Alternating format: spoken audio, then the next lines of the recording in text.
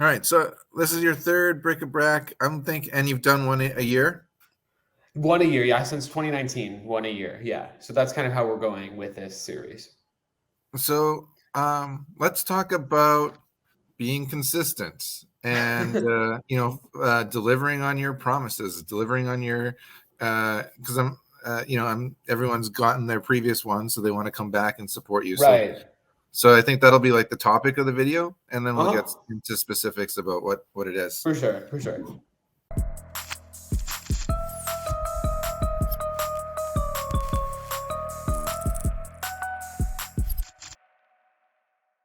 Hey guys, welcome to Inside Comics with George Michail. Really quick, if you like this kind of content, make sure you subscribe and tell a friend about it. Today, my guest is Ryan Hawk. Ryan, thanks so much for being on the show. Thanks for having me. So Ryan, you have a new project up on Indiegogo called Bric-a-Brac Number 3: A Christmas Story, and yeah, this is the third one, man. Yeah. And yeah, I'm psyched. I've read the previous ones, and I'm stoked that you're coming back again. And in this video, I want to talk about consistency. I want to talk about following through on your promises, because that's how you build Yeah. a crowdfunding audience, is by delivering on what you promise. So can you speak to that a little bit? Yeah. How important is it to build your own audience when you're an independent comic book creator? Well, yeah, I think the whole thing with these campaigns is trust. Like, even on the Indiegogo thing, when you're buying it, it says this is not a product. You're investing money in false hope in some respects. Like, not, and you're investing money in something that might not occur. And that's what it even warns you, because you're not making a real purchase. It's really investing in something that may or may not happen.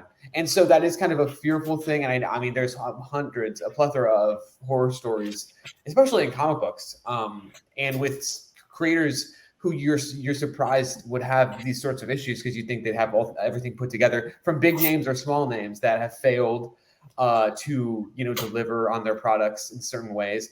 And I think, but the most important thing is to deliver in a good way, have good customer service. Luckily, my campaigns don't have like thousands and thousands of backers, so I don't need to hire or outsource, service like that. But I mean, hopefully, eventually down the line, that does happen, because I want to continue this series and other series as well.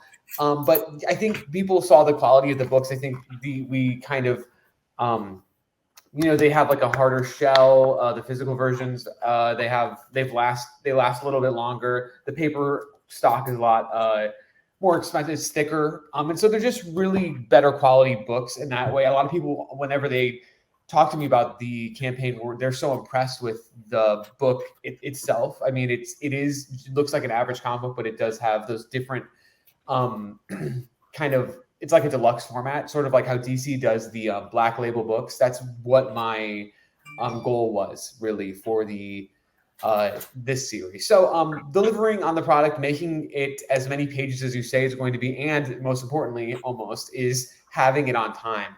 So many people have it like, oh, June 2021, and it never happens until maybe December or maybe even 2022 or whatnot. And I've seen so many campaigns run into this issue, and so you just really want to make sure that you know when it's going to be done, and you start in advance. And I mean, obviously issues happen.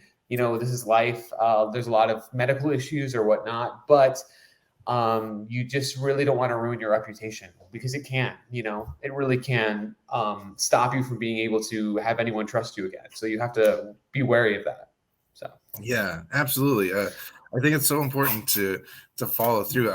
I've backed heaps of Kickstarters and yeah, Indiegogo projects, me and too. only like half of them like show up. And you know, I've gotten your books. You've been delivering it like year after year. You're bringing it, and yeah, with the extra quality, and yeah, I think you are building a following, and people want to support you and see where the story goes.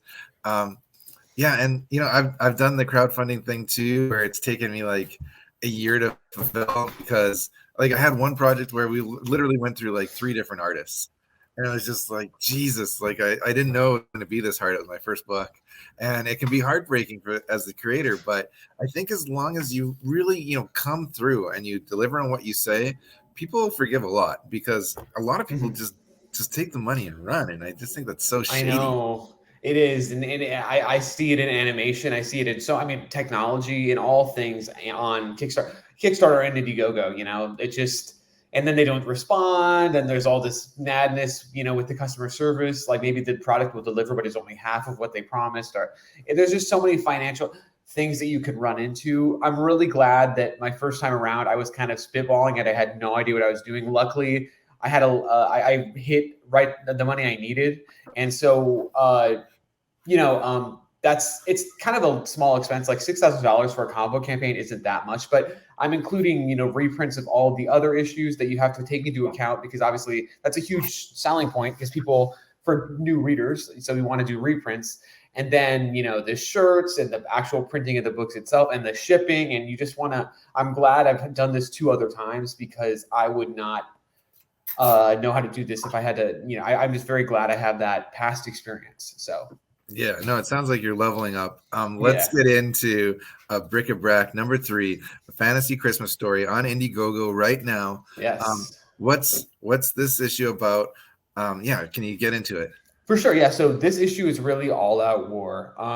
Basically, what's been happening in the last 2 issues that we've seen, there's a secret enemy behind the Nutcrackers, even their goal, because it seemed like in the first and second issues that the Nutcrackers were really the main bad guys, but they're being controlled and manipulated in a way that they're not even aware of. So we're going to figure that out. And we get to meet some new characters, such as like Good King Wenceslas, and figure out what his deal is, what he's been doing in this whole war, what his role is. Also, the Ghosts of Christmas Past, Present, and Future, the narrators of the story, we finally get to meet face to face and see what they're about, why they think Garrett's so important, and why they feel that this story is really, why he's the hero, why they chose him. And also, just this, I will say this too, this issue has the biggest battle. The next issue will feature a battle in space, but that's kind of more of a Star Wars sort of thing. This one is really the Nutcrackers versus the Good King Wenceslas and his knights versus Father Christmas is really prevalent in this book too, which the other ones he was not really. He was only really referenced. This one, he's actually in it for real. And there's a lot of things going on, and it's going to be really, really fun. And it's just this one is probably my favorite out of them, because it's really the height of the conflict, so it's very fun. Nice. I love how you're just like pulling from all the different parts of like Christmas lore. It's a fun world you've built here. You've got the kind of the abominable kind of snowman guys. Jack Frost. Yep. The Nutcrackers, Father Christmas, the Dickinson kind of ghosts and stuff. It's super, super cool. And it's all beautifully illustrated. Can you talk about the art team on this project? Yeah, for sure. Raphael Sam is I just spoke with him. We're working on pages even right now. So, we're consistently working on pages to meet our deadline in February. He's an incredible artist. And when I saw his work 3 years ago now, it is 2018 when we started working on this, I knew that he could tell this story, because I had this story in my mind of like what I could tell, a Christmas story that is kind of like those Rankin Bass movies I loved with Star Wars.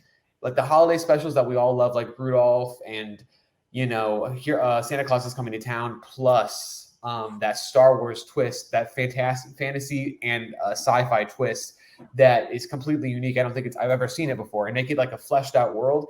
I knew that he could do that with like a childlike wonder. And he's proven again and again that he can. My cover artist, Tom, he did the cover for every single issue. It's very complimentary to Raphael's style, but also a little different, a little bolder in some ways. And he's doing he did the cover for this issue with the fire and the characters. And he's also doing a Good King Wenceslas print that everyone's going to get, a variant. Then my letterer, Eric, who is a really, really talented letterer too. And it's a small team, but I like it that way, because I think that that's one of the great things about comic books, is you can really have a small team and communicate rather quickly. And it's just a fun process. So I'm really, really happy I found these guys, and they're just, powerhouses in every way. They're really talented people, way more talented than me, so I'm really happy that I have them around. Oh, you're very humble. How big is the story in scope? Like, this is issue 3, right? And it's important to support you every step of the way so that we get those further issues. But how big is this ultimately? Well, this conflict, this War on Planet Christmas, this initial conflict is 4 issues. So the next issue will be the end. But we have plans to go forward where Garrett is older, has more of a role on this planet. And, I mean, there's so much to do because we want to make it like like this might be a New Hope. And then what's Empire Strikes Back? And what's the next one? Like, what is that about? Like, how do what could you make it just on a Christmas universe? Just like, could you make this amazing, like Tolkien-esque world? Like, is that possible? I think it is, because it's, so that's something that I think would be really, really fun to explore. Maybe the possibility of colliding with other holidays in the future. I know people were asking for that. And again, this book is, I mean, I'd be lying if I can't say that Nightmare Before Christmas is one of my favorite movies and a clear inspiration, even down to the name, because one of the songs in Night Before Christmas, I think it's called like Jack's Lament, and he says the word bric-a-brac, and I was like, that would be an incredible name for a Christmas, I don't know, I just kind of came to me, I was like, that's an awesome word. So yeah, I'll say that too, is we might go into other territory with other holidays melding with Christmas. There's a lot to do, there's so much out there, especially we're really just hitting the tip of the iceberg. You haven't seen the underwater Christmas planet, or not planet, but underwater Christmas settlement, or the Christmas settlement above the clouds, or there's just the lava settlement, so there's just a lot to do. So it's really, really fun. I like it. I like the brain. I like the way your brain works. I like you. I like this project. The whole thing is very cool. And what's awesome about it is, guys, if you're finding out about bric-a-brac for the first time right now, you can go and get issue 1 and issue 2 and issue 3 all together in this Indiegogo campaign. So Ryan Hawk, I want to thank you for being on Inside Comics. Super cool project, and I encourage everyone to check it out. I've included a link to the Indiegogo in the description of this video, so click that link and go find out more about bric-a-brac number 3. Awesome, and thanks for being on the show, Ryan. Thank you. All right, see you next time. Peace. Yep.